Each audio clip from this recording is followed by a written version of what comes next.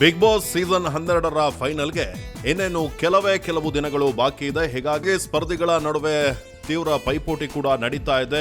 Elimination ಬಿಸಿ ಕೂಡ big boss ಮನೆಯೊಳಗೆ ಹೆಚ್ಚಾಗಿದೆ. ಈ ವಾರ ಬಿಗ್ ಬಾಸ್ ಮನೆಯಿಂದ ಒಬ್ಬರಲ್ಲ ಇಬ್ಬರು ಹೊರ ಹೋಗಲಿದ್ದಾರೆ ಅಂತ ಹೇಳಿ ಬಿಗ್ ಬಾಸ್ ಶಾಕ್ ಅನ್ನ ಕೂಡ ನೀಡಿದ್ರು. ಶನಿವಾರದ ಎಪಿಸೋಡ್ನಲ್ಲಿ ಬಿಗ್ ಬಾಸ್ ನೀಡಿದಂತಹ ಶಾಕ್ಗೆ ಸ್ಪರ್ಧಿಗಳು ಕೂಡ ಸಾಕಷ್ಟು ಟೆನ್ಷನ್ಗೆ ಒಳಗಾಗಿದ್ರು. ಅದರಂತೆ ಶನಿವಾರದ ಎಪಿಸೋಡ್ನಲ್ಲಿ ಬಿಗ್ ಬಾಸ್ ಮನೆಯಿಂದ ಸೂರಜ್ ಹೊರ ಬಂದಿದ್ದಾರೆ. ಈ ಬೆನ್ನಲ್ಲೇ ಹಲವು ಚರ್ಚೆಗಳು ಸೋಷಿಯಲ್ ಮೀಡಿಯಾದಲ್ಲಿ ಶುರುವಾಗಿದೆ. ಸೂರಜ್ ಬಿಗ್ ಬಾಸ್ನಿಂದ ಔಟ್ ಆದ ವಿಷಯ ಮನೆಯವರಿಗೆ ಶಾಕಿಂಗ್ ಅನ್ಸಿದೆ. ಅದರಲ್ಲೂ ರಾಶಿಕಾ ಹಾಗೆ ರಕ್ಷಿತಾ ಕಣ್ಣೀರನ್ನ ಕೂಡ ಸುರಿಸಿದ್ರು.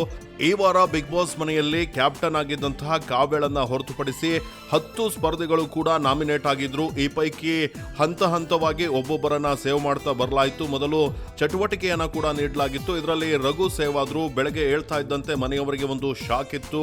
ಎಲ್ಲರಿಗೂ ಗಾರ್ಡನ್ ಏರಿಯಾಗೆ ಬರುವಂತೆ ಬಿಗ್ ಬಾಸ್ ಸೂಚನೆಯನ್ನ ನೀಡಿದ್ರು. ಅದರಂತೆ ಎಲ್ಲರೂ ಬಂದ್ರು. ಈ ವೇಳೆ ಮುಖ್ಯ ದ್ವಾರದ ಬಳಿ ಒಂದು ತಿರುಗುವ ವಸ್ತುವನ್ನ ಇಡಲಾಗಿತ್ತು. ಇದರ ಮೇಲೆ 4 ಜನರನ್ನ ನಿಲ್ಲಿಸಲಾಗಿತ್ತು. ಈ ವೇಳೆ ಕಡಿಮೆ ಮತವನ್ನ ಪಡೆದಂತಹ ಸೂರಜ್ ಅವರನ್ನ ಹೊರಗೆ ಕಳಿಸಲಾಗಿದೆ.